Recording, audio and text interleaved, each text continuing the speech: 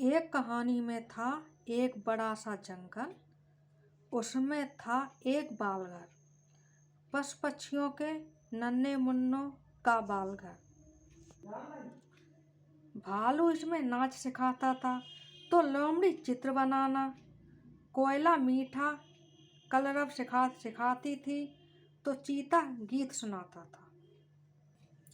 बालघर में एक तोता भी था, यानी अपने तोतू भाई।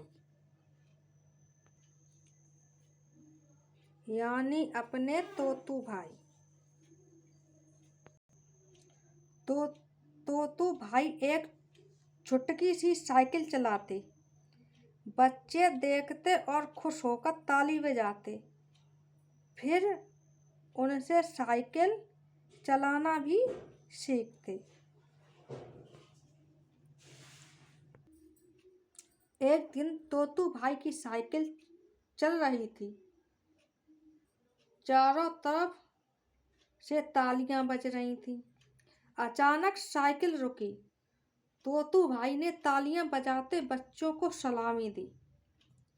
साइकिल से उतरे, मगर यह क्या हुआ। उनके पैर बहुत नुकीले कांटे पर पड़ गया। चोट गहरी लगी। हमेशा के लिए अब वे एक पैर पर ही उछल उछल कर चलते थे। अपनी छुटकी सी साइकिल नहीं चला सकते थे। सब सोचते, अब तोतू भाई क्या करेंगे। इस पर तोतू भाई उदास हो जाते थे, बहुत उदास। बालघर में अब तोतू भाई का कोई काम नहीं था। फिर भी वे रोज वहां आते और किसी टहनी पर बैठकर दोस्तों को देखते। कभी इस टहनी पर तो कभी उस टहनी पर। बालघर में एक खेल होता था, रेल का खेल। इस खेल में जानवरों की एक छोटी सी रेल थी, तमाशा मेल, जिसे बालघर में सभी पशु पक्षी तमाशा मेल कहते थे। बंदर रेल चलाता था और तमाशा दिखाता था। बच्चे तमाशा देखते और सैर करते। खेल तमाशा भी और सैर सपाटा भी। रेल की सैर में एक बरगद के पेड़ के नीचे एक पड़ाव आता था। यहाँ जैसे ही रेल पहुंचती थी, एक चिंपैंजी सीटी बजाता हरी झंडी दिखाता। बच्चे उसे सीटी का इंतजार करते, क्योंकि तभी तमाशा होता था। सीटी की आवाज पर चलती रेल में दो बंदर करतब दिखाते। ड्राइवर की सीट पर बैठा बंदर उछलकर बरगद की टहनी पर चढ़ जाता था। उस टहनी पर पहले से ही दूसरा बंदर इंतजार में बैठा होता था। वह कूदकर ड्राइवर की सीट पर बैठता था। फिर वही बंदर ड्राइवर बन जाता था। रेल चलती रहती, यानी करतब भी चलता और रेल भी चलती, दोनों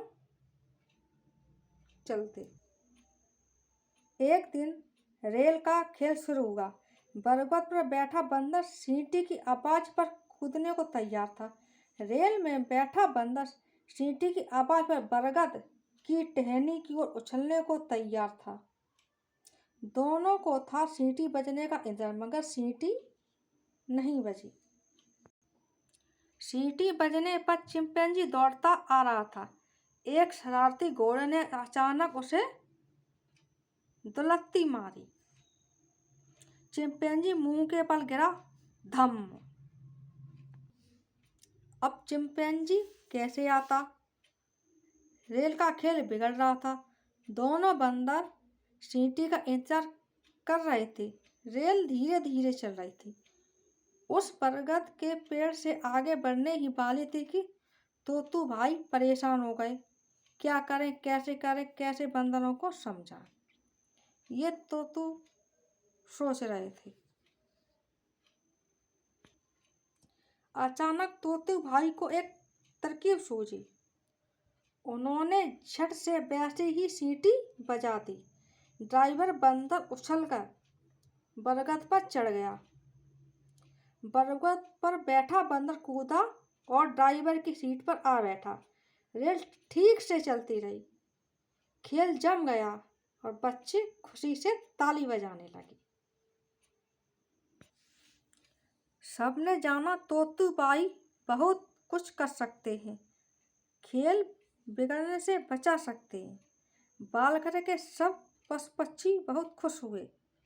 तोतू भाई को बालघर में वापस ले आए, क्योंकि तोतू भाई ने सब कुछ संभाल लिया। सब बिगड़ने से पहले उनको खेल तमाशा नहीं रुका। तोतू भाई की तरकीब काम कर गई। तो अब तोतू भाई को रोज खेल में सीटी बजानी होती। दोनों बंदर तोतू की सीटी पर ही खेल शुरू करते थे, क्योंकि तोतू ने सीटी बजाई थी। तब बंदरों ने अपना कर्तव्य दिखाया और तोतू भाई की सीटी पर ही चिंपैंजी को हरी झंडी दिखाती थी। चिंपैंजी को हरी झंडी दिखानी होती थी। तो वाह तोतू भाई वाह, आपने तो आपका पैर खराब हो गया, फिर भी आपने साहस नहीं छोड़ा और अपने बालगृह में बने रहे हमेशा और अपने दोस्तों के साथ। वाह तोतू भाई वाह,